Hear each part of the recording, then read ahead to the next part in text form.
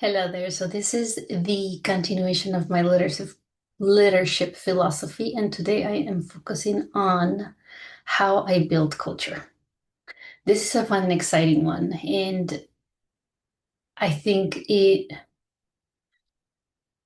I decided to do this as the second section because I feel like wherever I go, I am about building that culture, right? Of belonging, of people feeling safe. So here it is. I create environments where people can do their best work through psychological safety, clear expectations, equitable processes, consistent direction, shared purpose, accountability without fear, compassion without enabling dysfunction. So, a little bit of why I chose those.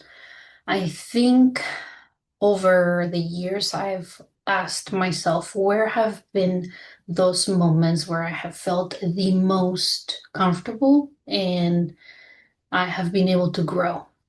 And it's always been when I have felt safe, right? And safety can be all kinds of things. For some people, is do I have everything I need in it? Am I in a safe environment? For me, as we are in more complex environments, psychological safety, as in how am I invited to be part of a team? How am I invited to share? That is very important for me. So I always make sure that I do that whenever I am building and working with other people. Clear expectations. There are so many statistics about people, especially if they start a new job and they do not stay, right? It's because there's no clarity around it initially, right? And if there isn't clarity, how are you even going to build a strong foundation, right? Equitable processes, I think they're especially over the last several years in the workforce environment, there's just been so much about the processes and how they're shaping our cultures, right? Like, are they equitable? Are they where they need to be, right? Do they respect people? Do they respect talents, right? Like, where are they? Are they equitable? And if they're not, like, are we doing something to call out that they are not equitable, right? Consistent direction. There is change everywhere at every level, right? But I think as a leader, regardless of anything or evolutions that go and happen around you, you are always having that responsibility as a leader to have consistent direction, right? You know your North Star. So regardless of what's happening around, are you able to bring that to the forefront and make sure that your team feels grounded in that consistent direction? So accountability without fear, right? We are in spaces right now where it's really tough because we know things have to get done, right? We know that. We know that the bottom line is business and goals. How are we doing it though? How are we approaching it? How are we doing that, right? It's the approach that is important, in my opinion. Compassion without enabling dysfunction. I have always brought kindness and compassion to my work.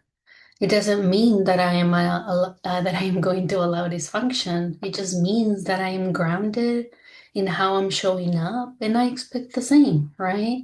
If we say we're gonna get this done, well, we're gonna get it done. What's getting in the way of not getting it done? It's a key question that can be asked in this situation.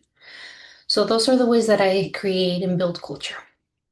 And then also, I want to add fun, because at the end of the day, we do spend a lot of hours working. So, how can we make sure that we are grounded in integrity in what we need to do, but we show up as our authentic selves, right? As I mentioned in the first segment of this leadership philosophy, we want to make sure that we have that work-life balance, right? What does that even mean? So, I anchor culture and communication in relationship building. That's a plus. I would even say relationship building is paramount. We cannot be isolated. We cannot do things on our own, right?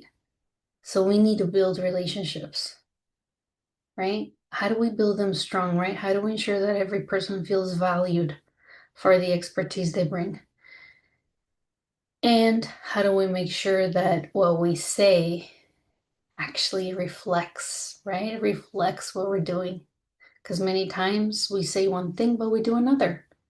And if we're showing up that way, people are not going to trust us. I would not trust a leader that shows like that for me. If they tell me one thing, but then do another, I cannot trust someone like that. So when it comes to building our culture, right? Like, how do we go about it in a way that is always going to respect myself, first of all, right? Because I know I'm showing up as a leader. I am showing up as someone who is laying the ground on how things are going to work, and I expect the same. But at the end of it, what I provide as a leader is a ground for you to grow. I don't want to, I don't want you to struggle like I have struggled. That is the last thing I want, right? I want to make sure that your ground is paved, right? That your road is shaped.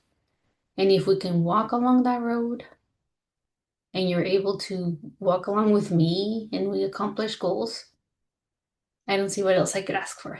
So the kind of culture I'm building is a culture where growth happens, where we value people, where we value ourselves, because we as leaders also have to show up our best. But if we don't have it at that point, we also have to take care of ourselves, because those people that depend on us, if we keep showing up sick and just not our complete selves, is that the kind of model we are showing?